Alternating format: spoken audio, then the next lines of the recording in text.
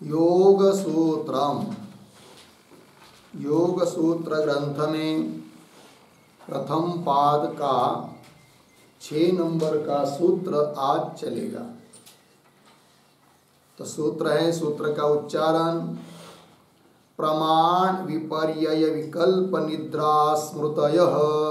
प्रमाण विपर्यय विकल्प निद्रा स्मृतयः। प्रमाण विपर्यय विकल्प निद्रा स्मृतयः। प्रमाण विपर्यय विकल्प निद्रा स्मृतयः। ठीक है, तो देखो भाई, तो बात यह चल रही है, पीछे बताया था 2 नंबर के सूत्र में योगश चित्तवृत्ति निरोध, चित्तवृत्तियों का निरोध यही योग है, यही समाधि है।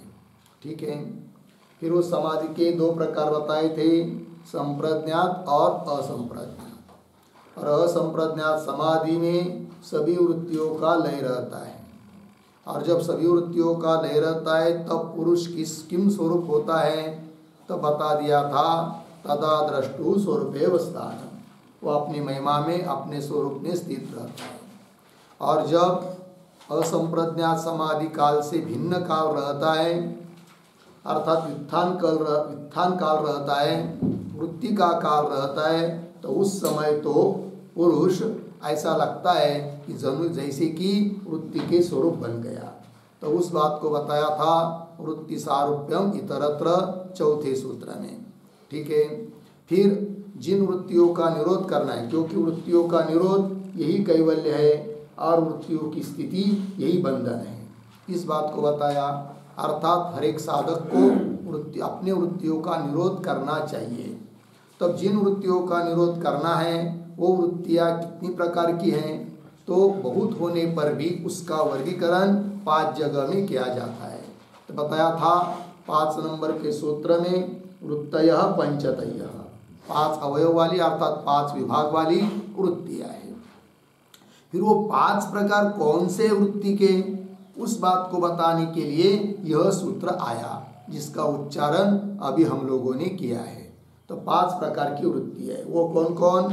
प्रमाण, विपर्यय, विकल्प, निद्रा और स्मृति, ये 5 वृत्तियाँ हैं। ठीक है, तो चलते हैं, इस सूत्र का थोड़े में लिख लेते हैं, फिर आगे के सूत्र में जाएंगे। तो सूत्र हुआ, उसके नीचे लिखते हैं फिर पदार्थोक्ति करके। तो प्रमाणम विपर्ययः, प्रमाणम विपर्ययः विकल्पः निद्रा, विकल्पः निद्रा, स्मृतिः च, स्मृतिः च इति प्रमाण विपर्यय विकल्प निद्रा स्मृतयः। पूर्ण विराम, विग्रह हो गया। आगे लिखेंगे इति पंचवृत्तयः, इति पंचवृत्तयः क्लिष्टाः भवन्ति, क्लिष्टाः भवन्ति अक्लिष्टाः वा भवन्ति, अक्लिष्टाः वा भवन्ति। अर्धविराम। चित्तस्य, चित्तस्य प्रवर्तक निवर्तकत्व स्वभावात्, प्रवर्तक निवर्तकत्व, प्रवर्तक निवर्तकत्व स्वभावात्। पूर्ण विराम। आगे एतावत्यः एव, एतावत्यः एव वृत्तयः, वृत्तयः नापराः सन्ति, नापराः सन्ति इति दर्शितं भवति, इति दर्शितं भवति। ठीक है, देखो भाई, तो प्रमाण, विपर्यय, विकल्प, निद्रा और स्मृति, ये 5 प्रकार की वृत्तियाँ हैं। ठीक है। और ये 5 प्रकार की वृत्तियां क्लिष्ट भी हो सकती हैं, अक्लिष्ट भी हो सकती है, क्योंकि चित्त का स्वभाव है प्रवर्तक और निवर्तक। तो जब प्रवृत्त होता है चित्त, संसार में लगा हुआ है, तो क्लिष्ट वृत्तियां, अब निवृत्त होने लगता है, परमार्थ की तरफ लगता है, तब अक्लिष्ट वृत्तियां। इस बात को बता दिया। और इतनी ही वृत्तियां, एतावत्य ये वृत्तयः, इतनी 5 वृत्तियां हैं, न अपराः, अन्य वृत्तियां नहीं है, अर्थात सभी वृत्तियों का अंतर्भाव इन 5 में ही होता है। इस बात का निर्णय हुआ। फिर प्रश्न उठेगा कि प्रमाण वृत्ति का स्वरूप क्या है, लक्षण क्या है, पुनः विपर्यय, विकल्प, निद्रा, तो सभी का स्वरूप बताने के लिए सूत्रकार स्वयं आगे बता रहे हैं। अतः एक एक चलता जाएगा। तो पहली वृत्ति बताई थी प्रमाण वृत्ति, अब उस प्रमाण वृत्ति को बताने के लिए अगला सूत्र आ रहा है। अतः अगले सूत्र का उच्चारण। तो बीच में एक पद आया है अवतरण में, तत्र। तत्र अर्थात इन 5 वृत्तियों के बीच में पहली जो वृत्ति है प्रमाण नाम की, वो कैसी है, कौन है, तो उस बात को बताने के लिए सूत्र आ रहा है। तो सूत्र का उच्चारण, प्रत्यक्षानुमानागमाः प्रमाणानि, प्रत्यक्षानुमानागमाः प्रमाणानि, प्रत्यक्षानुमानागमाः प्रमाणानि, प्रत्यक्षानुमानागमाः प्रमाणानि। ठीक है। आइए, तो प्रमाण वृत्ति, तो प्रमाण 3 प्रकार के इनके यहाँ, प्रत्यक्ष, अनुमान और आगम, मतलब शब्द प्रमाण। 3 प्रमाण को मानते हैं योगी लोग। ठीक है। तो चलते हैं सूत्र के बारे में थोड़ा लिख लेते हैं, फिर आगे जाएंगे भाष्य में। तो सूत्र हुआ प्रत्यक्षानुमानागमाः प्रमाणानि। पदच्छेद, प्रत्यक्षानुमानागमाः प्रमाण 2 ही पद है, तो लिखते नीचे, तत्र प्रमाण वृत्तिं विभजते, तत्र प्रमाण वृत्तिं विभजते प्रत्यक्ष इति, पूर्ण विराम। फिर नीचे, त्रीणि एव प्रमाणानि इति भावः, त्रीणि एव प्रमाणानि इति भावः, पूर्ण विराम। आगे, अत्र प्रमाकरणत्वम् इति, प्रमाकरणत्वम् इति प्रमाणस्य सामान्य लक्षणम् अस्ति, प्रमाणस्य सामान्य लक्षणम् अस्ति, पूर्ण विराम। आगे, प्रमाच, प्रमाच अज्ञातार्थावगाही, अज्ञातार्थावगाही पौरुषेयः बोधः, पौरुषेयः बोधः वृत्तौ प्रतिबिंबः, वृत्तौ प्रतिबिंबः, अर्धविराम। तत्करणं वृत्तिः, तत्करणं वृत्तिः, पूर्ण विराम। अतः वृत्तिः प्रमाणम् अस्ति, वृत्तिः प्रमाणम् अस्ति, पूर्ण विराम। आगे, तत्र तत्र इंद्रिय संबंध द्वारा, इंद्रिय संबंध द्वारा चित्तस्य, चित्तस्य घटादि संबंधे सति, घटादि संबंधे सति सामान्य विशेषात्मके, सामान्य विशेषात्मके अर्थे, अर्थे व्यक्ति रूप विशेष निर्धारण प्रधाना, व्यक्ति रूप विशेष निर्धारण प्रधाना वृत्ति प्रत्यक्षम प्रमाणम अस्ति, प्रत्यक्षम प्रमाणम अस्ति पूर्णविराम। तत्र अर्थाकारायां वृत्तौ, अर्थाकारायां वृत्तौ चिदात्मनः यह प्रतिबिंबः, यह प्रतिबिंब सह अपि वृत्ति द्वारा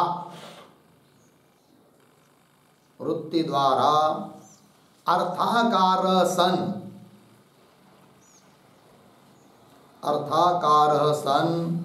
फलं भवति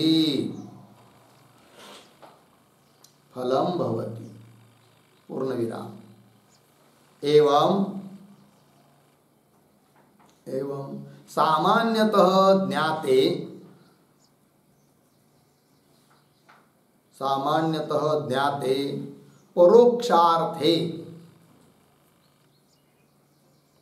परोक्षार्थे समाधिना विद्यमान विशेष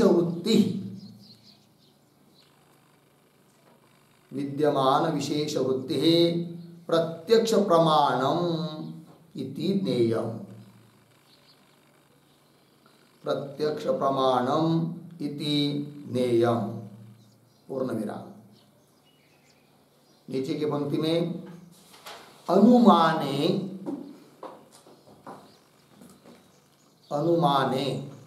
व्याप्तिग्रहे सति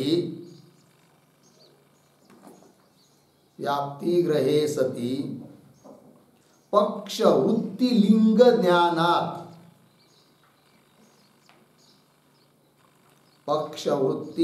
ज्ञानात् साध्यतावच्छेदक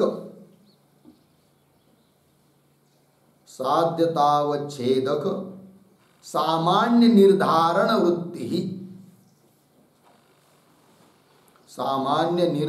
वृत्ति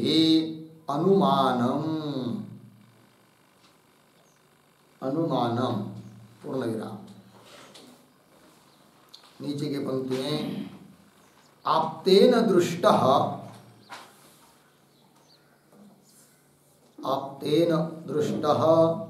अनुमितः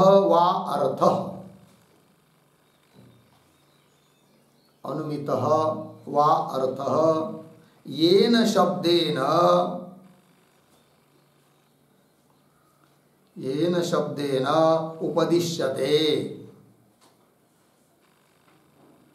उपदिश्यते तस्मात् शब्दात्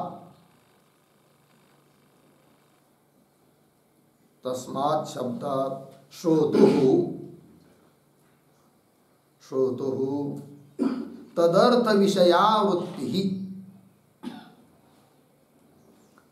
विषया वृत्ति आगमः इति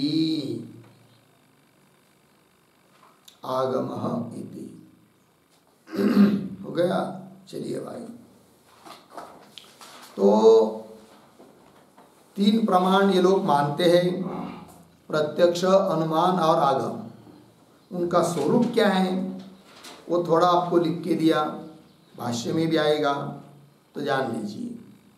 तो 3 एव प्रमाणानि इति भाव, 3 ही प्रमाण ये लोग मानते हैं।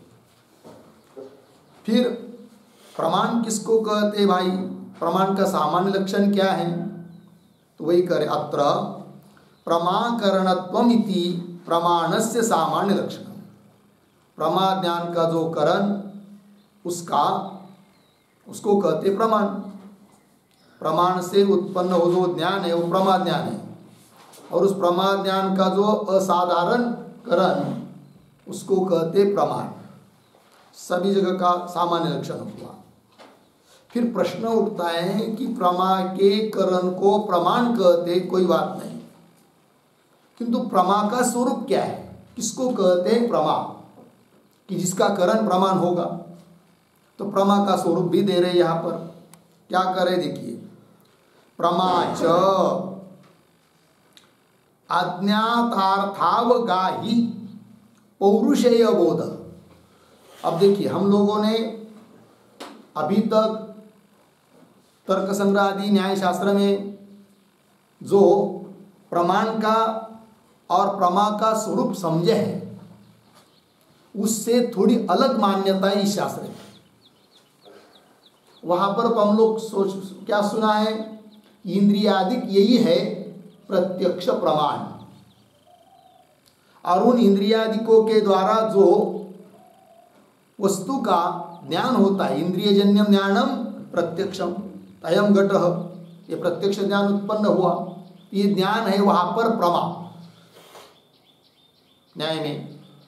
किंतु यहां वैसा नहीं है, यहां इंद्रियों को प्रत्यक्ष प्रमाण नहीं कहा गया, इंद्रिय केवल माध्यम है, किसके लिए, चित्त का और विषय का संबंध कराने के लिए इंद्रिय माध्यम है। चक्षुरादि इंद्रिय के द्वारा चित्त का घटादि पदार्थों के साथ संबंध होता है, इतने काम के लिए ही इंद्रियादिक है, इंद्रियादिक प्रमाण नहीं है। फिर प्रमाण कौन है और प्रमा कौन है, तो जब चक्षुरादि इंद्रियों के द्वारा चित्त का घटादि विषय के साथ संबंध होता है, और संबंध होने के बाद अयम घट, ये जो ज्ञान उत्पन्न होता है, ज्ञान रूप वृत्ति उत्पन्न हुई है, वो वृत्ति है प्रमाण यहां पर, ठीक है। और फिर प्रमाण है वो वृत्ति, अर्थात जिसको वहां पर न्याय में प्रमा कहा है, वो हो गई यहां पर प्रमाण। फिर प्रमा क्या है, तो अयम घट, ये जो ज्ञान उत्पन्न हुआ तो वृत्ति रूप ज्ञान है वो, उसके बाद उस ज्ञान का, वृत्ति रूप ज्ञान का पुरुष अभिमान धारण करता है, घट ज्ञानवान अहम, तो ये हो गई प्रमा, जिसको यहां कहेंगे पौरुषेय बोध। तो पुरुष को होने वाला जो बोध है वो हो गई प्रमा, और उसके लिए कारणीभूत जो वृत्ति रूप ज्ञान है वो हो गया प्रमाण, ठीक। दूसरी भाषा में कहना हो तो जैसे नहीं ये कहते अयम घट, यह ज्ञान हुआ व्यवसाय ज्ञान, फिर उस ज्ञान को विषय करने वाला एक ज्ञान उत्पन्न होता है जिसको कहते अनुव्यवसाय ज्ञान। उस ज्ञान का आकार बताते वो घट ज्ञानवान अहम। तो वो उन्हीं की परिभाषा लेकर यहां समझाना हो तो व्यवसाय ज्ञान हो गया यहां पर प्रमाण, और उससे उत्पन्न होने वाला जो अनुव्यवसाय ज्ञान वो हो गया प्रमा, जिसको यहां पर कहेंगे पौरुषेय बोध। बात समझ में आ रही है, कोई ज़्यादा कठिन नहीं है, समझने की बात है, ठीक है। तो वही आपको लिख के दिया, देखिए प्रमाच, प्रमा क्या है उस बात को समझाया जा रहा है अभी। प्रमाच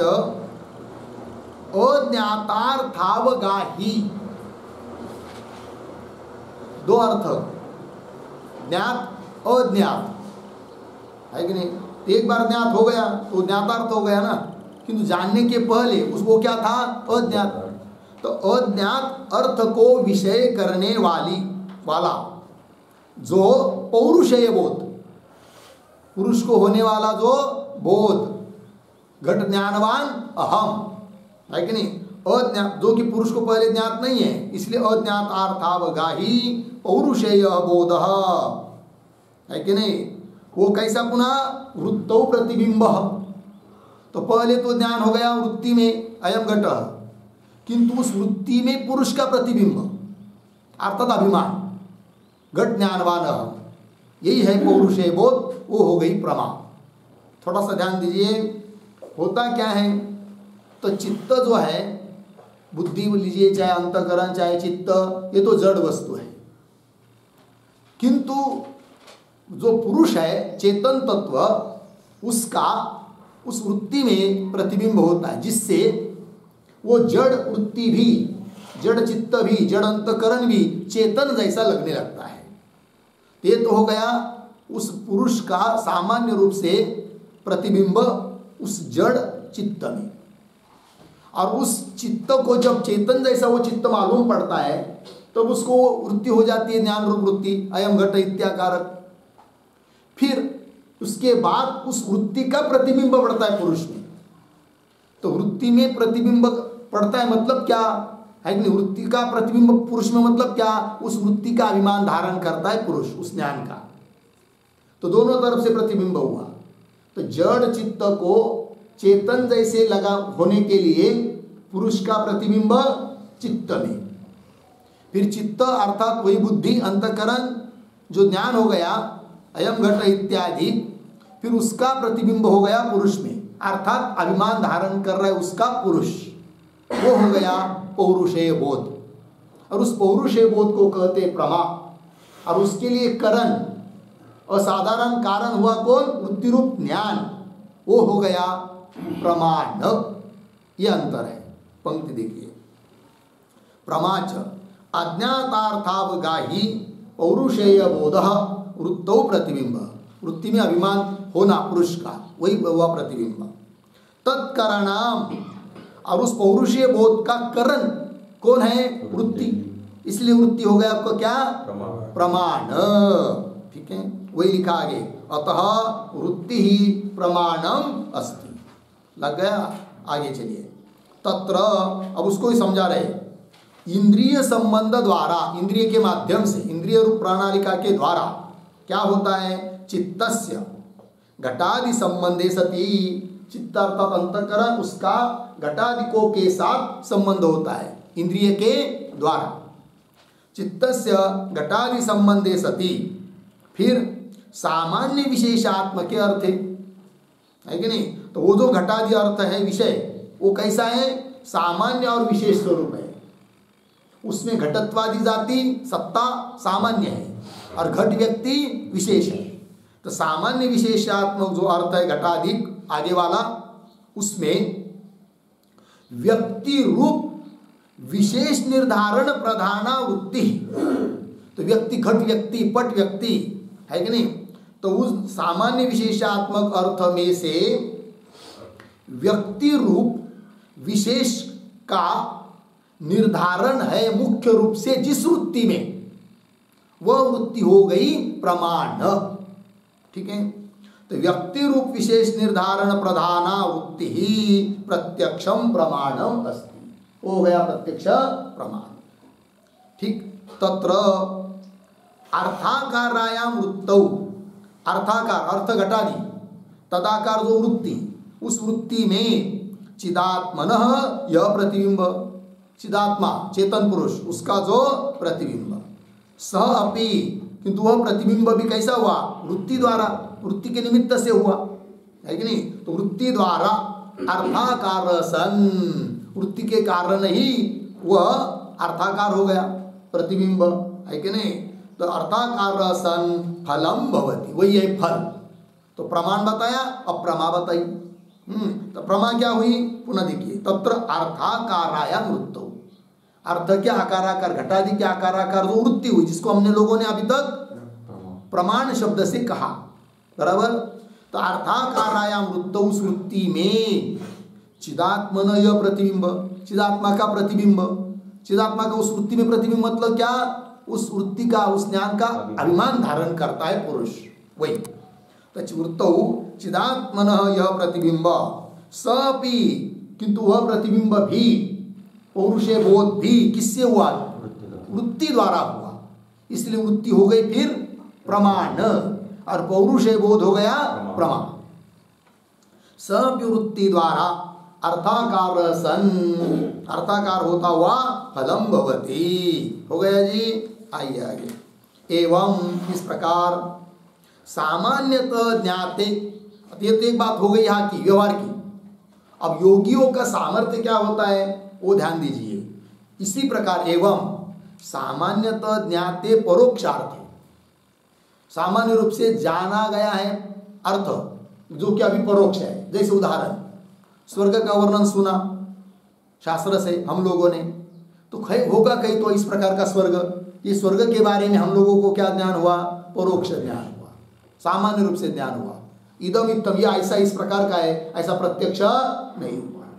किंतु इस प्रकार सामान्य रूप से जो परोक्ष ज्ञान हो जाता है, फिर योगी लोग क्या करते हैं? अंतर्मुख होकर समाधि के द्वारा उस अर्थ को जानते हैं। तो समाधिना विद्यमान विशेष वृत्ति, समाधि के माध्यम से फिर उस परोक्ष अर्थ विशेष जो विशेष वृत्ति उनको उत्पन्न होती है, तो वो भी हो गई फिर प्रत्यक्ष प्रमाण। उनको अपने चित्त के द्वारा प्रत्यक्ष हो जाता है परोक्ष अर्थ का भी, किंतु वो वृत्ति हो गई फिर प्रत्यक्ष, वो भी प्रत्यक्ष प्रमाण है। जैसे यहाँ पर घटाकार वृत्ति प्रत्यक्ष प्रमाण है, उस प्रकार योगी का सामर्थ्य विशेष जो परोक्ष अर्थ को भी समाधि के द्वारा प्रत्यक्ष रूप से जानना, वो जो प्रत्यक्ष वृत्ति है, तो वो हो गई प्रत्यक्ष, वो भी भाई प्रत्यक्ष प्रमाण। फिर उसके द्वारा पुनः जो पौरुष है वो हो जाएगी प्रमा, वही बात। एवं सामान्यतः ज्ञाते परोक्षार्थे समाधिना विद्यमान विशेष वृत्ति, समाधि के द्वारा विद्यमान जो विशेष वृत्ति है वो हो गया प्रत्यक्ष प्रमाणम इति ज्ञेय। लग गया जी? आइए, तो ये हो गया भाई प्रत्यक्ष प्रमाण कौन है और प्रत्यक्ष प्रमा क्या है, इस बात का विचार। अब अनुमान के बारे में कैसा है वो भी दे रहे, देखिए। अनुमाने व्याप्ति ग्रहे सति, तो भाष्य में भी आएगी वो बात, थोड़ा समझ लेते हैं। तो व्याप्ति ग्रह होने पर पक्ष वृत्ति लिंग ज्ञानात्, पक्ष पर्वतादि, उसमें रहने वाला लिंग हेतु धूमादि, तो ज्ञान हो गया धूमवान पर्वत। फिर उस ज्ञान के बाद साध्यतावच्छेदक सामान्य निर्धारण वृत्ति अनुमान, तो धूमवान पर्वत इस प्रकार का पक्ष पर्वत में हेतु जो धूम, उसका ज्ञान हुआ। फिर उसके उस ज्ञान के बाद में व्याप्तिग्रह तो पहले हो चुका है, तो फिर उस ज्ञान से निश्चय होता है क्या? वन्यमान पर्वत, जिसको हम लोग अनुमिति कहते हैं न्याय शास्त्र के संस्कार के अनुसार। किंतु वो जो अनुमिति ज्ञान जिसको हम कहते हैं कि अनुमिति वृत्ति, वो यहाँ पर है प्रमाण। लग गया जी? जिसको वहां पर प्रमा कहा गया है वो यहाँ पर क्या है? प्रमाण। फिर उसके बाद जो पौरुष बोध हो जाता है वो हो जाती है प्रमा। यह अंतर है।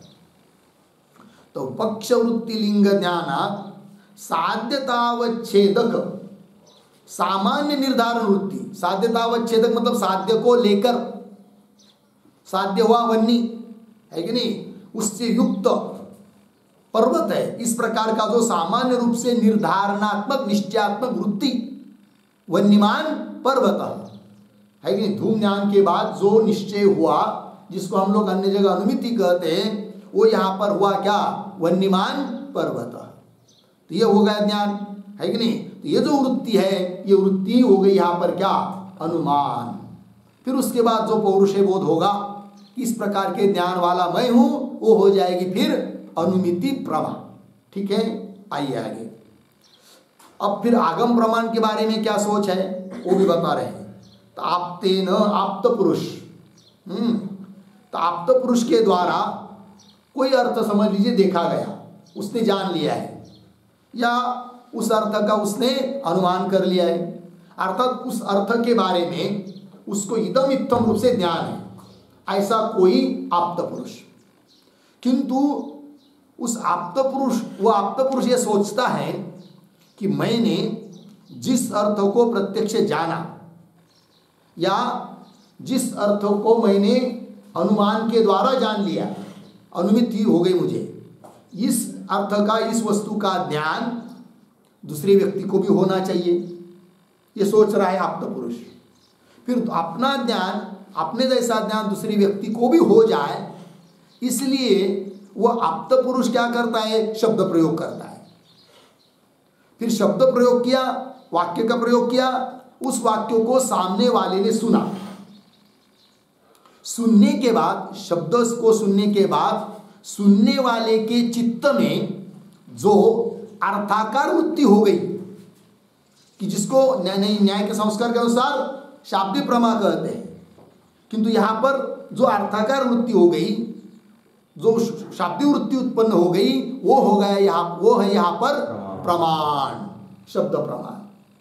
फिर उसके बाद जो पौरुषे बोध उत्पन्न होगा वो हो जाएगी प्रमा।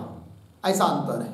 वही देखिए, आप्तेन दृष्टः अनुमितः वा अर्थः येन शब्देन, जिन शब्दों के द्वारा, आप्त के द्वारा उपदेश किया जाता है, उपदिश्यते, तस्मात् शब्द, उन शब्दों से श्रोतु, श्रोता के चित्त में क्या तदर्थ विषया वृत्ति है कि उस अर्थ के बारे में अर्थ विषय वृत्ति उत्पन्न होती है। वही है यहाँ पर आगम, आगम अर्थात शब्द प्रमाणम, वो शब्द प्रमाण है यहाँ पर।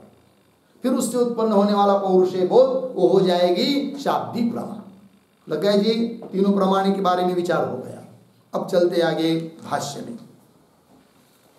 तो भाष्य को देखिए, इंद्रिय प्रणालिकया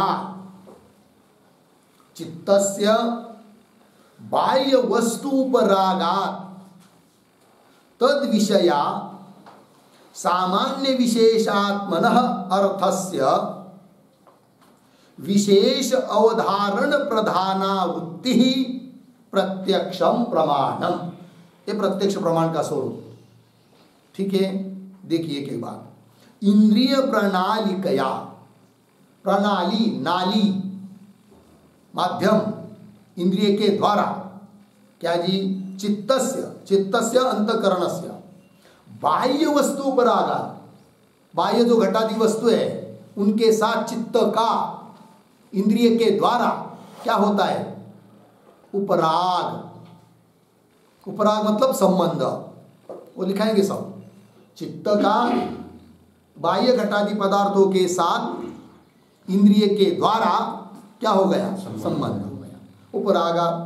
फिर उसके बाद तद विषया, उस घटादि विषयाकार जो क्या सामान्य विशेषात्मन अर्थस्य, घट, घट कैसा है, सामान्य और विशेष रूप अर्थ है।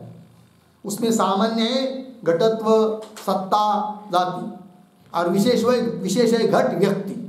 तो सामान्य और विशेष स्वरूप जो घटादि अर्थ, उसके बारे में क्या विशेष अवधारण प्रदान, उन सामान्य और विशेष अर्थ में से विशेष अर्थ जो व्यक्ति रूप अर्थ है, उस विषयक निश्चयात्मिका वृत्ति, मुख्य रूप जो वृत्ति है, अयम घट इत्याकार वृत्ति है, वो हो गई यहाँ पर प्रत्यक्ष प्रमाण।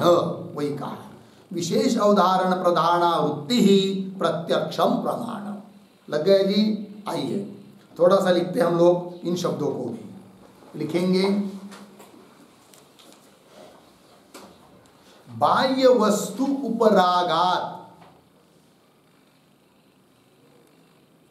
बाह्य वस्तु उपरागात बराबर इंद्रिय बाह्य वस्तुभिः सह, इंद्रिय बाह्य वस्तुभिः सह इंद्रिय प्रणालिकया, इंद्रिय प्रणालिकया चित्तस्य, चित्तस्य कृतात् उपरागात्, कृतात् उपरागात् बराबर, उपरागात् बराबर तदाकाराकारित्व रूप संबंधात्, तदाकाराकारित्व, तदाकाराकारित्व रूप संबंधात्।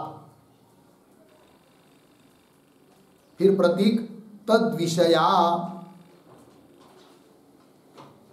तद विषया बराबर बाह्य वस्तु विषया, बाह्य वस्तु विषया बराबर बाह्य ज्ञानाकारा, बाह्य ज्ञानाकारा। आगे सामान्य विशेषात्मनः, सामान्य विशेषात्मनः अर्थस्य,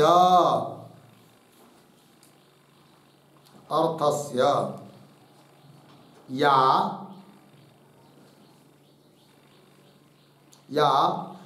विशेषावधारण प्रधाना,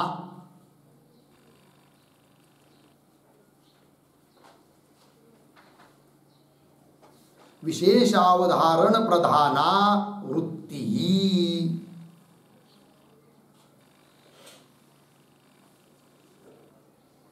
वृत्ति सा प्रत्यक्षम प्रमाणम, सा प्रत्यक्षम प्रमाणम। पूर्ण विराम। आगे प्रत्यक्षेन, प्रत्यक्षेन वास्तव गुणाः एव, वास्तव गुणाः एव प्रधानतः गृह्यन्ते, प्रधानतः गृह्यन्ते। अर्धविराम। जाति सत्तादि, जाति सत्तादि सामान्य गुण, सामान्य गुण प्रतिपत्तीनाम, प्रतिपत्तीनाम तत्र अप्राधान्यम इत्यर्थः, तत्र अप्राधान्यम इत्यर्थः। ठीक है, हो गया। देखो भैया, तो बाह्य वस्तु उपरागात, बाह्य वस्तु घटा दी, इंद्रिय से बाह्य वस्तु घटा दी, उसके साथ उपरागात, उपरागात मतलब क्या? तो कह रहे इंद्रिय बाह्य वस्तु का अर्थ पहले कर रहे, इंद्रिय बाह्य वस्तु के साथ, इंद्रिय से बाह्य वस्तु घटा दी, उसके साथ इंद्रिय प्रणालिकया, इंद्रिय रूप नाली के द्वारा चित्तस्य, चित्त का कृतात् किया गया जो उपराग, इंद्रिय प्रणाली के द्वारा चित्त का बाह्य वस्तु के साथ किया गया जो उपराग, उस उपरागात मतलब क्या? चित्त का उपराग हो गया वस्तु के साथ, मतलब क्या? तदाकारित्व रूप संबंध, चित्त उस पदार्थ के आकार का हो गया। चित्त चक्षुरादि इंद्रिय के द्वारा बाहर घटादि की तरफ गया और घटादि के पास जाने के बाद घट के आकार हुआ, ये उपराग हुआ, तदाकारित्व रूप संबंध हुआ। तो तदाकाराकारित्व रूप संबंधात, संबंध होने से फिर उसके बाद तद विषया प्रतीक है, तद विषया करता है बाह्य वस्तु विषया, घटादि वस्तु विषयक, अर्थात बाह्य ज्ञानाकारा है कि नहीं? बाह्य वस्तु के ज्ञानाकार सामान्य विशेषात्मन अर्थस्य, और वो अर्थ कैसा है? घटादि सामान्य विशेष स्वरूप अर्थ है, उसमें सामान्य है जाति वगैरह है कि नहीं? घटत्व जाति जो अनेक घटों में रहती है, सत्ता जाति, ये सामान्य हुआ, और विशेष उस वह व्यक्ति, ये घट है, पट है, ऐसा सामान्य हुआ, अनेक व्यक्तियों में रहने वाला समान धर्म सामान्य हुआ। और विशेष क्या हुआ? प्रति व्यक्तिगत वास्तव स्वरूप गुण, ये हुआ विशेष। ठीक है, आगे चलिए, आगे क्या लिखा है? हाँ, सामान्य विशेषात्मन अर्थस्य, उस अर्थ की क्या? या विशेष अवधारण प्रधाना वृत्ति है कि नहीं? विशेष अर्थ का निश्चयात्मक जो मुख्य वृत्ति, सा उस वृत्ति को ही कहते हैं प्रत्यक्षम प्रमाणम। ठीक है, क्यों? कि प्रत्यक्ष के द्वारा वास्तव गुणा, तो घट व्यक्ति ये वास्तव गुण है, और घटत्वादि ये सामान्य गुण है है कि नहीं। और प्रत्यक्ष के द्वारा वास्तव गुना एवं प्रधानतः गृह्यन्ते, मुख्य रूप से ग्रहण किए जाते हैं।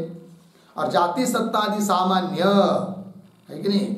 ये क्या है, सामान्य गुण प्रतिपत्ति नाम, प्रतिपत्ति ज्ञान, सामान्य गुणों का जो ज्ञान है वो वहां पर उस समय अप्रधान है, अमुख्य है।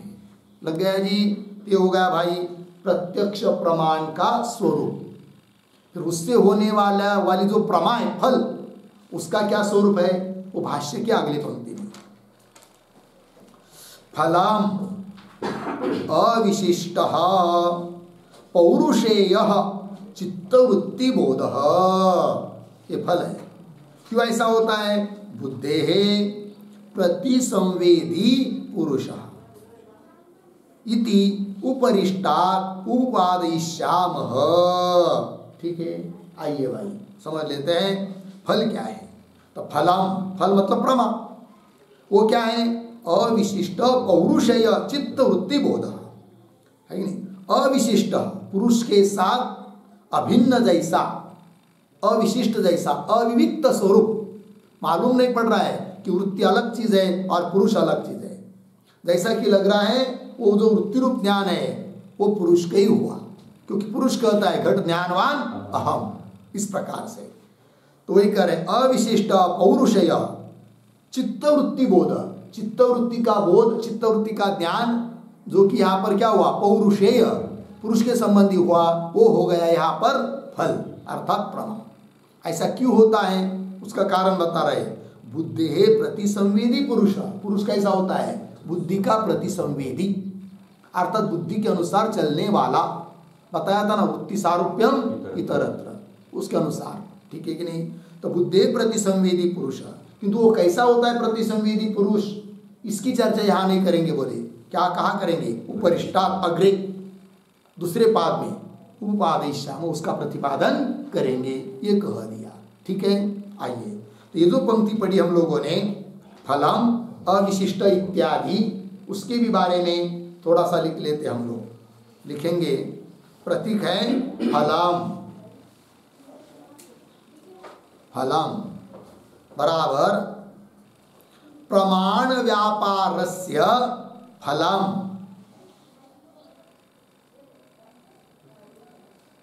प्रमाण व्यापारस्य फलम। फिर प्रतीक अविशिष्ट, अविशिष्ट बराबर द्रष्टा सह, द्रष्टा सह अविशिष्ट, अविशिष्ट बराबर अविविक्त,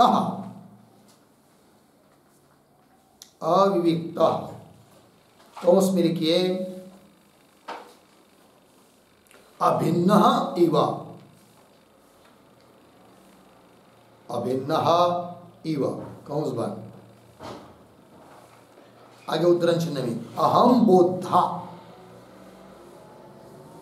अहम बोधा उद्धरण चिन्ह में, इत्यात्मकः, इत्यात्मकः पौरुषेयः, पौरुषेयः चित्तवृत्ति बोधः, चित्तवृत्ति बोधः बराबर पुरुष प्रकाशः, पुरुष प्रकाशः चित्तवृत्ति बोधः, चित्तवृत्ति बोधः अर्धविराम। यतः, यतः बुद्धेः, बुद्धेः प्रतिसंवेदी, प्रतिसंवेदी बराबर प्रतिसंवेदन हेतु पुरुषः अस्ति, प्रतिसंवेदन हेतु पुरुषः अस्ति, पूर्ण विराम। आगे ततः एव, ततः एव असंकीर्णेन अपि पुरुषेण, असंकीर्णेन अपि पुरुषेण बुद्धिबोधः भवति। बुद्धिबोधः भवति पूर्णविराम। पुरुषस्य प्रतिसंवेदित्वम्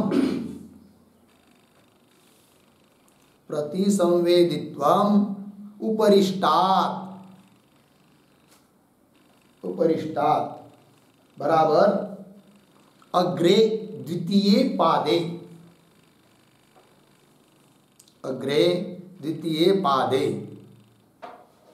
फिर प्रतीक उपपादयिष्यामः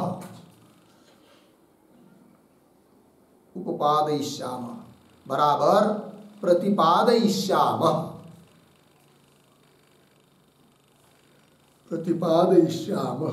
ठीक है, हो गया। देखिए भाई, फलम क्या? प्रमाण व्यापार से फलम, किसका फल? प्रमाण रूप व्यापार का फल, जिसको हम प्रमा कहते हैं। वो क्या है? अविशिष्ट। मतलब किसके साथ अविशिष्ट? तो दृष्टा जो पुरुष, उसके साथ अविशिष्ट। अविशिष्ट शब्द का अर्थ कर दिया अविविक्त, है कि नहीं? पुरुष के साथ अभिन्न जैसा वो बोध लगता है, अविविक्त अभिन्न ही वह। कैसे? उदाहरण, अहम बोधा, है कि नहीं? तो जाना है किसने? वृत्ति ने, चित्त ने, किंतु उसका अभिमान धारण कर रहा है कौन? पुरुष। अहम बोधा इत्यात्मकः पौरुषेय, पुरुष में होने वाला चित्त वृत्ति बोध, है कि नहीं? कैसा? यद्यपि देखा जाए तो पुरुष प्रकाश्य है, मतलब पुरुष के द्वारा प्रकाश होने योग्य है, प्रकाशित होता है कौन? चित्तवृत्ति बोध, किंतु उसका अभिमान धारण किया किसने? पुरुष ने। तो पुरुष प्रकाश चित्तवृत्ति बोध। क्यों ऐसा होता है? अभिमान धारण करता है पुरुष, उसका कारण दे रहे। यतः कारण की बुद्धि प्रतिसंवेदी, बुद्धि का प्रतिसंवेदी है कौन? पुरुष। प्रतिसंवेदी मतलब प्रतिसंवेदन हेतु, अर्थात बुद्धि के अनुसार वैसा बुद्धि के अनुसार निश्चय करने वाला होता है कौन? पुरुष। तो प्रतिसंवेदन हेतु पुरुष अस्ति। ततः इसलिए असंकीर्णेन अपि पुरुषेण, यद्यपि पुरुष कैसा है? निर्लेप, असंकीर्ण, किसी के साथ उसका संबंध होता नहीं, तो भी असंकीर्णेन अपि पुरुषेण बुद्धिबोध भवति, उसमें बुद्धिबोध हो जाता है पुरुष में, क्योंकि वो प्रतिसंवेदी है बुद्धि का पुरुष। इसलिए अब पुरुष का प्रतिसंवेदित्व क्या है, तो उसका विशेष विचार आगे करेंगे। तो पुरुषस्य प्रतिसंवेदित्वम् उपरिष्टात् अर्थात अग्रे द्वितीय पादे उपपादयिष्यामः अर्थात प्रतिपादयिष्यामः, उसका प्रतिपादन करेंगे। ये बात बता दिया, हो गया जी। तो प्रत्यक्ष प्रमाण और प्रत्यक्ष प्रमाण से होने वाला फल अर्थात प्रमा, दोनों बातों का विवेचन यहाँ तक हुआ। आगे चलते फिर। बुद्धे प्रतिसंवेदी पुरुष इति उपरिष्टात् उपपादयिष्यामः, हो गया ना यहाँ तक। अब आगे अनुमेयस्य, अब अनुमान प्रमाण के बारे में बताया जा रहा है भाई, ध्यान दीजिए। अनुमेयस्य तुल्य जातीयेषु अनुवृत्तः भिन्न जातीयेभ्यः व्यावृत्तः संबंधः यह तद्विषया सामान्य उदाहरण प्रधाना वृत्ति ही अनुमान। यह अनुमान प्रमाण का स्वरूप हुआ। फिर यथा करके आगे उदाहरण दिया जा रहा है, तो बात समझ लेंगे एक एक बात को। तो क्या है? अनुमेयस्य, आगे आया ना संबंध, अनुमेयस्य संबंध, अनुमेय का संबंध। फिर वो संबंध कैसा? तो बीच में और दो विशेषण दिए, वो क्या है? तुल्य जातीयेषु अनुवृत्त एक, और भिन्न जातीय पे व्यावृत्त दो, ये दो विशेषण। ऐसा जो अनुमेय का संबंध, ठीक है ना? अनुमेय का संबंध, यह तद विषय, उस विषयक जो कौन? वृत्ति, आगे आया ना वृत्ति, उस वृत्ति का विशेषण सामान्य अवधारण प्रधाना वृत्ति, ठीक है ना? सामान्य रूप से निश्चयात्मक, सामान्य रूप से निश्चय यही है प्रधान मुख्य, जिस वृत्ति में ऐसी जो वृत्ति वो हो गई अनुमान। ठीक है, तो बोलेंगे अभी भी कोई स्पष्ट बात नहीं हुई, क्या है अनुमान, है कि नहीं? क्योंकि हम लोग जो अनुमान समझते हैं इधर अलग चीज है। न्याय में क्या समझते हैं हम लोग? पंच अवयवात्मक वाक्य का प्रयोग, वही है अनुमान। ठीक है ना? फिर वो व्याप्ति परामर्श हो सकता है, व्याप्ति परामर्श को ही अनुमान कह दिया, या व्याप्ति के निश्चय को भी अनुमान कह दिया, है कि नहीं? इधर ऐसा नहीं है। इधर क्या है? उन पंचावयवात्मक वाक्यों के द्वारा जो पक्ष में साध्य का निश्चय हो जाता है, जिसको वहां पर अनुमिति ज्ञान बोला गया, तो वो जो अनुमिति रूप वृत्ति है ना, वो है यहां पर अनुमान प्रमाण। अनुमान प्रमाण। फिर उसके बाद जो पौरुषेय बोध होगा वो हो जाएगी क्या? अनुमिति प्रमाण। यह अंतर है। ठीक है ना? इसी बात को समझाया जा रहा है इस पंक्ति से। क्या बात है? अनुमेयस्य। अब यह अनुमेय क्या है, तुल्य जातीय क्या है, तो थोड़े थोड़े मोटे मोटे मैं बताता हूं, फिर लिख के देता हूं। तो अनुमेय का जो तुल्य जातीयेषु अनुवृत्त, तुल्य जातियों में रहने वाला संबंध, अर्थात सपक्ष में संबंध। ठीक है ना? और भिन्न जातीय व्यावृत्त, अर्थात विपक्ष स्वय व्यावृत्त, ऐसा जो संबंध। तद विषयक जो सामान्य उदाहरण, सामान्य रूप से निश्चय है प्रधान जिसमें, ऐसी वृत्ति वो हो गई यहां पर अनुमान। ठीक है, चलिए लिखते थोड़ा सा और फिर स्पष्ट होगा। लिखेंगे प्रतीक अनुमेयस्य, अनुमेयस्य बराबर जिज्ञासितः, जिज्ञासितः अगृह्यमाणः, अगृह्यमाणः हेतुगम्यः विषयः, हेतुगम्यः विषयः अनुमेयः, अनुमेयः अर्धविराम तस्य, तस्य तुल्य जातीयेषु अनुवृत्तः, तुल्य जातीयेषु अनुवृत्तः बराबर तस्य तुल्य जातीयाः, तुल्य जातीयाः बराबर साध्य धर्म सामान्येन, साध्य धर्म सामान्येन समानार्थाः, समानार्थाः बराबर सपक्षाः,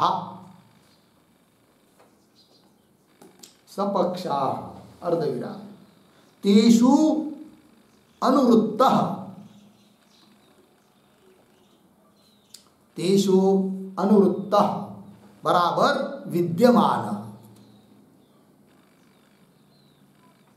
विद्यमानः।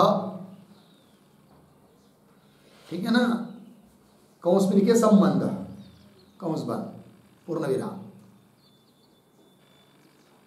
फिर आगे प्रतीक भिन्न जातीयेभ्यः व्यावृत्तः,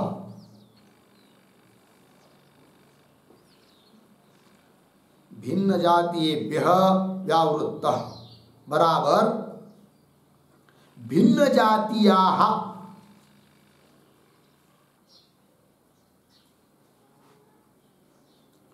असपक्षाः, असपक्षाः बराबर विपक्षाः, विपक्षाः अर्धविराम तेभ्यः व्यावृत्तः,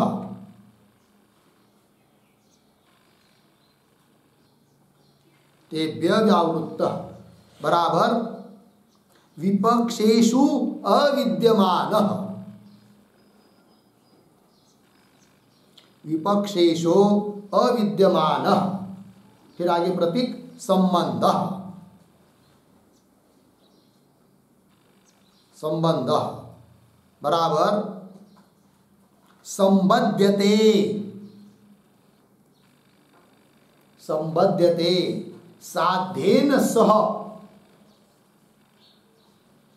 साध्येन सह इति संबंधः, इति संबंधः बराबर लिंगम, लिंगम बराबर हेतु, हेतु यह अर्धविराम। फिर आगे प्रतीक तद विषया, तद विषया बराबर हेतु निबंधना, हेतु निबंधना या फिर प्रतीक सामान्य अवधारण प्रधाना, सामान्य अवधारण प्रधाना बराबर सामान्यम एव, सामान्यम एव सुकर संबंध ग्रहणम, सुकर संबंध ग्रहणम गोचरयति, गोचरयति इति वृत्तिः, इति वृत्तिः अनुमानम इत्यर्थः, इति वृत्तिः अनुमानम इत्यर्थः। ठीक है, चलिए भाई, भाष्य के पदों को लेकर ही बात स्पष्ट की गई है। देखिए एक एक बात को, तो क्या है अनुमेय से, ठीक है ना। अनुमेय क्या है भाई, तब कर रहे जिज्ञासित अगृह्यमाण हेतुगम्य विषय अनुमेय, ऐसे विषय को अनुमेय कहते हैं। कौन विषय, जो कि जिज्ञासित जानने के लिए इच्छित है, जानना चाहता है आदमी जिसको, ऐसा विषय जिज्ञासित। और अगृह्यमाण प्रत्यक्षादि प्रमाण से जिसका ग्रहण नहीं हो रहा है। पर्वत दिखाई दे रहा है यहाँ से, वन्य दिखाई दे रहा है क्या, नहीं, किंतु वन्य कैसा है, कैसा है वन्य, जिज्ञासित, जानने के लिए इच्छित है, किंतु प्रत्यक्ष प्रमाण से जाना नहीं जा रहा है, अगृह्यमाण। किंतु जाना ही नहीं जाएगा क्या, जाएगा, कैसे, हेतुगम्य, हेतु जो धूम उसके द्वारा गम्य जाना जाएगा। कौन, वन्य, जिज्ञासित कौन है यहाँ पर, वन्य है कि नहीं। पर्वत पर जो वन्य है वो क्या है, जिज्ञासित है, अगृह्यमाण है, किंतु हेतुगम्य, हेतु जो धूम उसके द्वारा गम्य है, जाना जाता है। ऐसा विषय कौन, वन्य रूप विषय दृष्टांत में, वो हो गया यहाँ पर अनुमेय। अनुमेय शब्द से कौन आया, साध्य। वन्य मतलब क्या, साध्य। तस्य अनुमेयस्य साध्यस्य इत्यर्थः। उस साध्य का अब संबंध, संबंध शब्द के साथ भाष्य में आया ना, अनुमेयस्य, उसका अन्वय किसके साथ है, संबंध। अब उस संबंध के बीच में दो विशेषण आए, कौन कौन, तुल्य जातीयेषु अनुवृत्तः, हाँ, तुल्य जातीयेषु अनुवृत्त एक, भिन्न जातीयेभ्यः व्यावृत्तः संबंध। लग गया जी। अब संबंध शब्द का क्या अर्थ है वो भी लिख के देंगे। और वो संबंध कैसा, अनुमेयस्य संबंध, साध्य का संबंध है कि नहीं।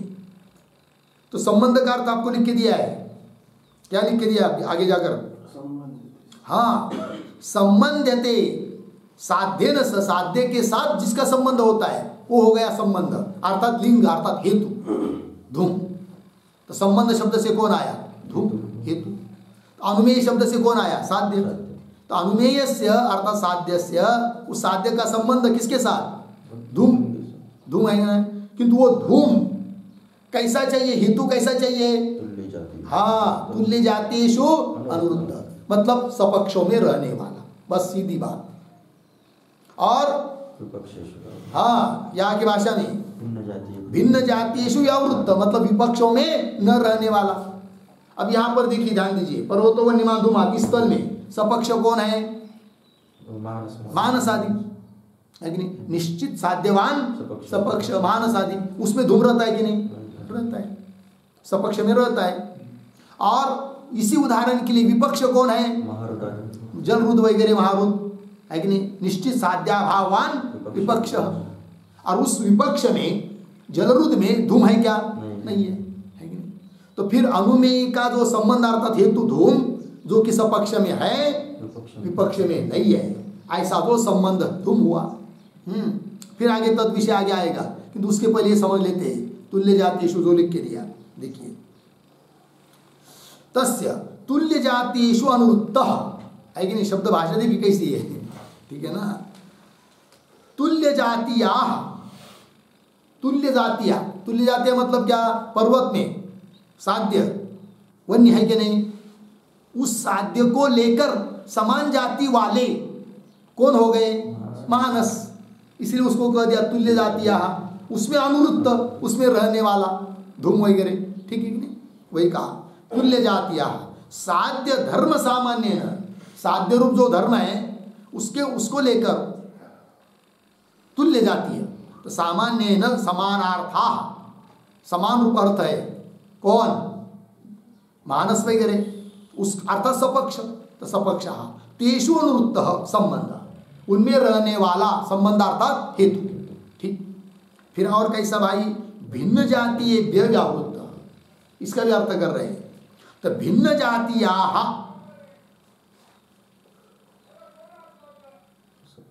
भिन्न जातीया मतलब तो पर्वत में वन्य रहता है, तो साध्य रूप सामान्य धर्मों को लेकर तुल्य जाति वाले हो गए महानस आदि।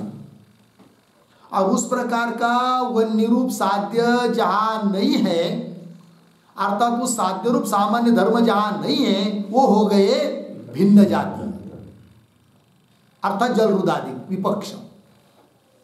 तो भिन्न जातीया असपक्षा अर्थात विपक्ष, तेभ्य व्यावृत्त, उनमें व्यावृत्त अर्थात विपक्षेषु अविद्यमान, विपक्षों में न रहने वाला ऐसा कौन?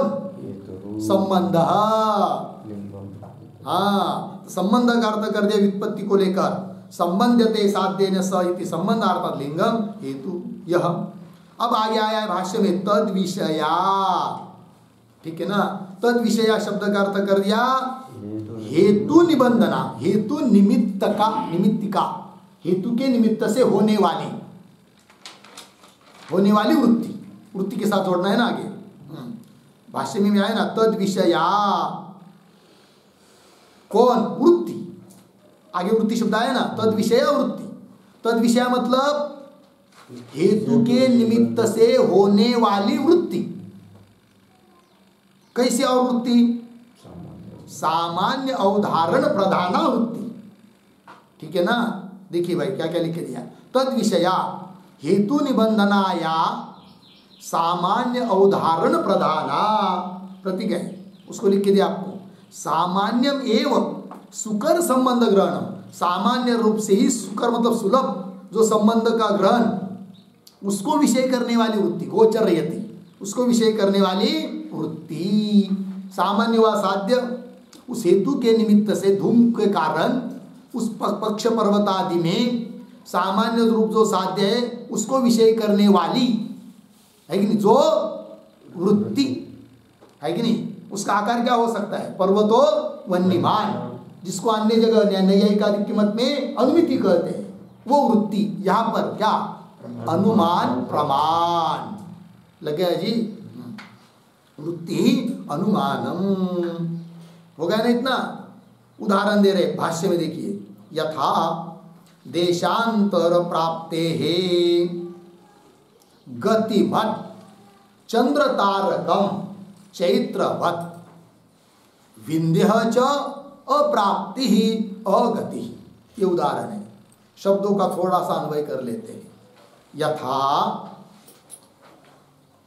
दो तीन शब्द छोड़कर, चंद्र तारकम, फिर पीछे गतिमत, फिर पीछे देशांतर प्राप्ते, फिर आगे चैत्रवत, आगे सरल है। देखिए भाई अनुमान, यथा जिस प्रकार चंद्र तारका पक्ष है, चंद्र तारे, चंद्र और तारे ये पक्ष हुआ। साध्य क्या है? गतिवत, गतिमान है वो, ठीक है, ये साध्य है, गति साध्य है, चंद्र तारकों की गति। बोलेंगे हेतु क्या है? देशांतर प्राप्त है, अन्य देश को प्राप्त होते है कि नहीं। चंद्र तारे अभी इधर दिखाई दिया, फिर इधर दिखाई देते 2-4 घंटे के बाद, चंद्र जाता है कि नहीं इधर उधर, है कि नहीं। तो देशांतर प्राप्त है, अन्य देश को प्राप्त होता है। फिर व्याप्ति क्या बनेगी? जो जो अन्य देश को प्राप्त होता है वह गतिमान होता है। तो चंद्र तारक अन्य देश को प्राप्त हो रहे हैं, अर्थात वो गतिमान है। उदाहरण चैत्रवत, है कि नहीं। तो चैत्र नाम का मनुष्य, चैत्र जिसका नाम ऐसा पुरुष, है कि नहीं, वो कैसा है? देशांतर को प्राप्त हो रहा है, अर्थात गतिमान है। जहाँ जहाँ हेतु वहाँ वहाँ साध्य। तो देशांतर प्राप्त है, हेतु है ना। तो चैत्र सुबह देखा तो अंबाजोगाई में था, दोपहर में यहाँ आ गया, तो अन्य देश को प्राप्त हुआ कि नहीं? तो अन्य देश को प्राप्त हुआ, इसका मतलब वो क्या हुआ? फिर गतिमान, गति वाला हुआ, उस प्रकार, ठीक है। तो चैत्रवत ये हुआ अन्वय दृष्टांत। फिर व्यतिरिक्त दृष्टांत क्या? विंध्य च अप्राप्ति अगति, ठीक है ना। इस पर एक वाक्य लिखते हैं, अगतिमान विंध्य च, अगतिमान विंध्य च, अर्धविराम, ततः तस्य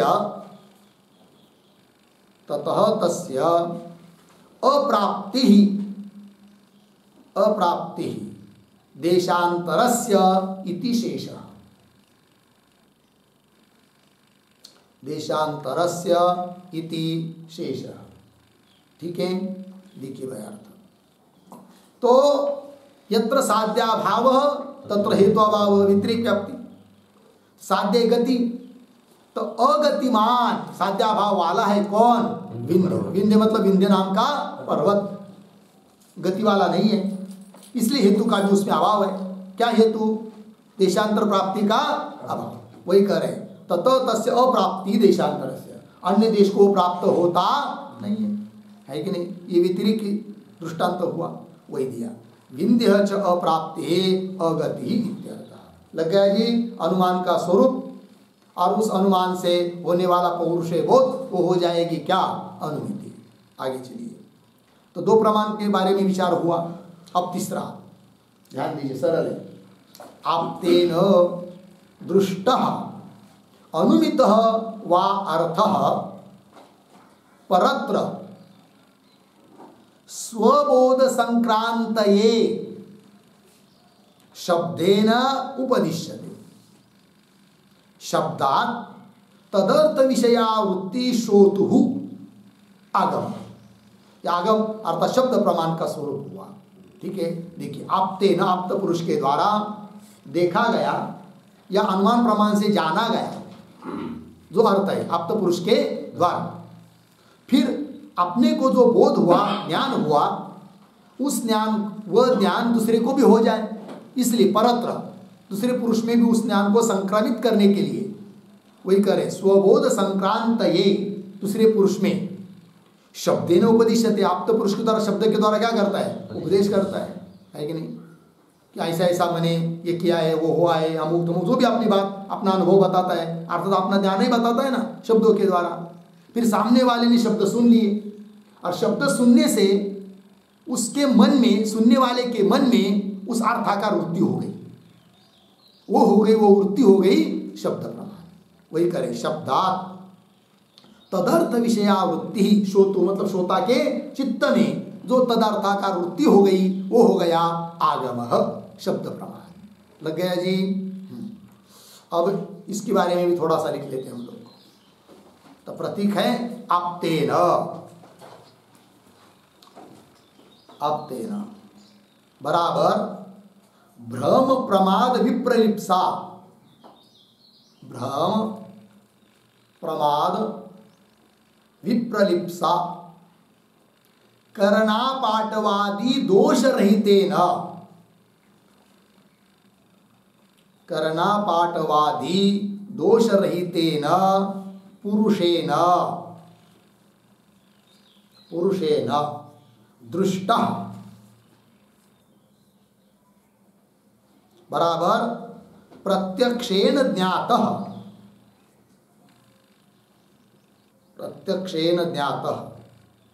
अर्धविराम अनुमितः वा अर्थः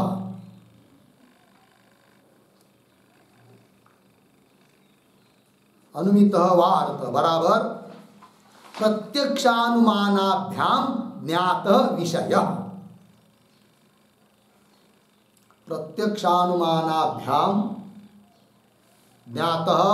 विषयः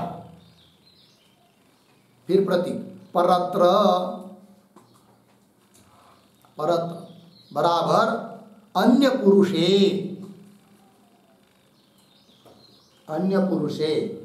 फिर प्रतीक स्वबोध संक्रांतये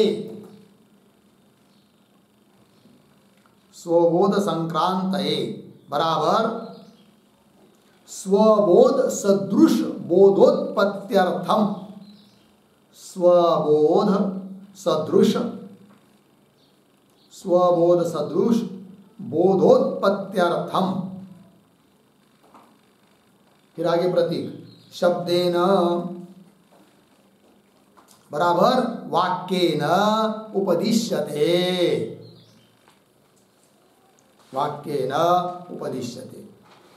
पूर्ण विराम। फिर आगे प्रतीक शब्दात बराबर साक्षात शब्द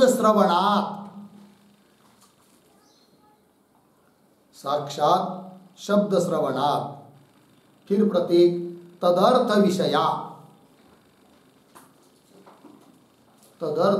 बराबर शब्दार्थ विषया वृत्ति। फिर आगे प्रतीक श्रोतुः बराबर श्रोतुः चेतसी या वृत्ति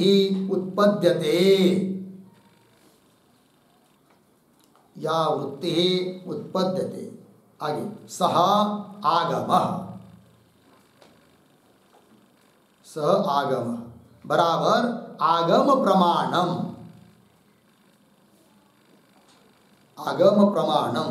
बराबर शब्द प्रमाणम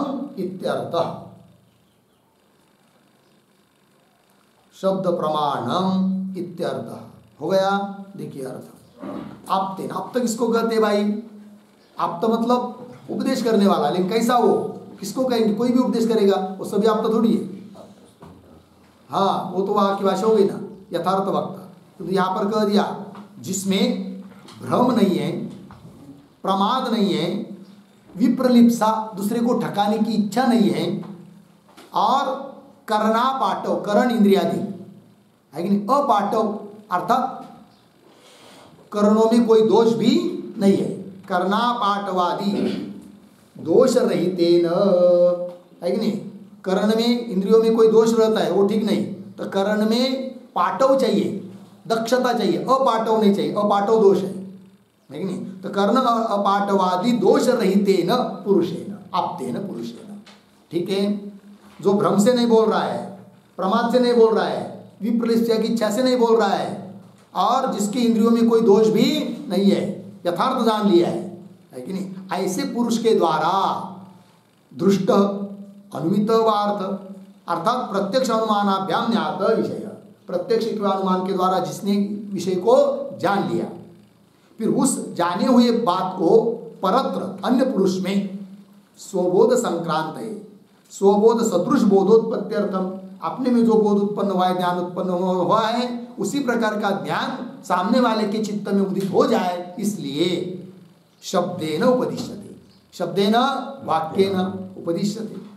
फिर उपदेश कर दिया, सुनने वाले ने सुन लिया, और सुनने वाले के चित्त में शब्द से जो वृत्ति उत्पन्न हुई वो है आगम प्रमाण। वही कह रहे शब्दात साक्षात शब्द श्रवणात् तदर्थ विषया, अर्थात शब्दार्थ विषय, शब्दों का जो अर्थ उस अर्थ विषयक जो वृत्ति, कैसी वृत्ति, कहा वृत्ति, श्रोतु अर्थात श्रोतु चेतसी, श्रोता के चित्त में या वृत्ति उत्पद्यते, जो वृत्ति उत्पन्न होती है वही है सह आगम, आगम प्रमाण है अर्थात शब्द प्रमाण है। हो गया जी। चलिए आगे भाष्य में, शब्दात तदर्थ विषयावृत्ति श्रोतु आगम। आगे, यस्य अश्रद्धेयार्थ वक्ता न दृष्टानुमितार्थ स आगमः प्लवते। ठीक है, शब्दों का थोड़ा अन्वय करते हैं। यस्य वक्ता न दृष्टानुमितार्थ, अध्यारोप लेना है स, फिर आगे अश्रद्धेयार्थ,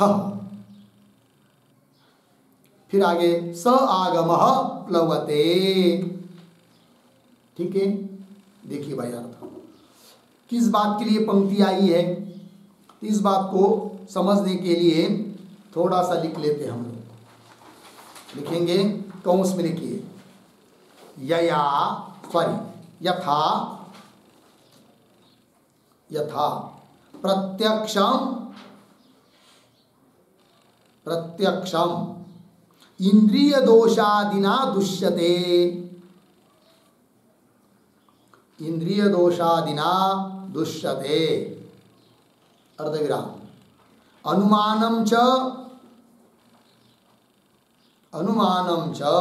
यत्वाभासादिना दुष्यते, यत्वाभासादिना दुष्यते अर्धविराम, तथा तथा तत्सजातीय आगमः अपि, तत्सजातीय आगमः अपि प्लवते, प्लवते बराबर दुष्टम भवति, दुष्टम भवति बराबर प्रमाणम नास्ति, प्रमाणम नास्ति अर्धविराम, कथम तद आह, कथम तद आह, फिर आगे की तरफ बांध देकर कंस बांध, फिर आगे प्रतीक यस्य, यस्य बराबर आगमस्य वक्ता, आगमस्य वक्ता, अश्रद्धेयार्थ, अश्रद्धेयार्थ दृष्टानुमितार्थ रहितत्वात्, दृष्टानुमितार्थ रहितत्वात्, आगे सह आगमः प्लवते, स आगमः प्लवते बराबर प्रमाण वृत्ति जनन असमर्थः भवति, प्रमाण वृत्ति जनन, प्रमाण वृत्ति जनन असमर्थः भवति इति, भवति इति। ठीक है, देखिए भाई अर्थ तो उदाहरण देकर समझा रहे, जैसे प्रत्यक्षम इंद्रियादि, इंद्रिय दोषादिना, इंद्रियादि में कोई दोष हो तो उससे उत्पन्न होने वाली वृत्ति भी प्रत्यक्ष प्रमाण नहीं कर सकते। लगे इंद्रिय में दोष आ गया है कि नहीं, फिर वृत्ति उत्पन्न हो गई, इंद्रिय प्रणाली के द्वारा चित्त का पदार्थ के साथ संबंध हुआ, उल्टा ही दिखाई दे रहा है, शंख सफेद है दिखाई दे रहा है पीला, तो उस वृत्ति को प्रमाण वृत्ति नहीं कहते, प्रमाण प्रत्यक्ष प्रमाण नहीं कहते। जैसे उसी प्रकार अनुमान यत्वा हेतु नहीं है, यत्वाभास है, उसके द्वारा जो वृत्ति उत्पन्न हुई वो वृत्ति भी जैसे अनुमान प्रमाण नहीं हो सकती। अनुमानम चेत्वाभासादिना दुष्यते, तथा उसी प्रकार तत्सजातीय आगम, उसी प्रकार की किसी दोष से युक्त यदि आगम हो जाता है तो भी वह प्लवते, प्लवते मतलब दुष्ट हो जाता है, अर्थात प्रमाण नहीं हो जाता है। कैसे, उसको दिखा रहे यस्य इत्यादि पंक्ति के द्वारा। तो लिख रहे यस्य, यस्य शब्द का अर्थ है आगमस्य, जिस आगम का वक्ता कौन, कोई पुरुष वक्ता, किंतु कैसा, अश्रद्धेयार्थ, कि जिसका बोलना श्रद्धा करने योग्य नहीं है, अश्रद्धेयार्थ, क्यों अश्रद्धेयार्थ है उसका बोलना? दृष्टानुमितार्थ रहितत्व, मोगम बोल रहा है वो, जिस बात को बोल रहा है वो उसने देखा नहीं, अनुमान किया हुआ है, ऐसा ही बोल रहा है मनमानी। दृष्टानुमितार्थ रहितत्वात् ऐसा बोल रहा है, इसलिए स आगमः, वह आगम प्लवते, प्लवती शब्द का अर्थ कर दिया प्रमाण वृत्ति जनन असमर्थ। प्रमाण वृत्ति शब्दरूप प्रमाण वृत्ति उत्पन्न करने के लिए वो क्या है? असमर्थ है। ये बात बता दिया, अर्थात प्रमाण नहीं है। वही बात होगी भाष्य में, यस्य वक्ता न दृष्टानुमितार्थ, वह अश्रद्धेयार्थ है, स आगम प्लवते, हो गया। फिर कौन निर्विप्लव आगम है? आगे की पंक्ति में, मूल वक्तरी तो दृष्टान्वितार्थे निर्विप्लव स्यात्। थोड़ा अन्वय, दृष्टान्वितार्थे मूल वक्तरी तो, आगे निर्विप्लव स्यात्। ठीक है, चलिए इसका भी अर्थ थोड़ा लिख लेते हैं। प्रतीक दृष्टान्वितार्थे मूल वक्तरी तो बराबर दृष्टान्वितार्थे मूल वक्तरी तो बराबर दृष्टः अनुमितः च अर्थः, दृष्टः अनुमितः च अर्थः येन, येन अर्धविराम, तादृशे मूल वक्तरी आप्ते सति, तादृशे मूल वक्तरी आप्ते सति तज्ज्ञातः आगमः, तज्ज्ञातः आगमः। फिर प्रतीक निर्विप्लवः, निर्विप्लवः बराबर निर्दोषः, बराबर प्रमाण वृत्ति जनन समर्थः स्यात्, प्रमाण वृत्ति जनन समर्थः स्यात्। हो गया जी? देखिए भाई, तो दृष्टान्वितार्थे मूल वक्तरित्व मतलब देखा है या अनुमान कर लिया है जिस अर्थ का, लेकिन अर्थ का जिस व्यक्ति ने, ऐसा जो मूल वक्ता पुरुष बोलने वाला आप्त पुरुष, उससे ज्ञात आगम, उससे सुन लिया किसी ने और जान लिया, वृत्ति हो गई, तो वही कह दिया ज्ञात आगम, वो कैसा है? निर्विप्लव, अर्थात निर्दोष है, अर्थात प्रमाण रूप वृत्ति, शब्द प्रमाण रूप वृत्ति उत्पन्न होने में वह समर्थ है। हो गया जी? वही दिया अंतिम पंक्ति में, मूल वक्तरी तो दृष्टान्वितार्थे निर्विप्लव स्यात्। हो गया जी? इसके साथ साथ ये 7 नंबर के सूत्र का भाष्य पूरा हुआ। आगे का विचार हम लोग कल करेंगे। ओम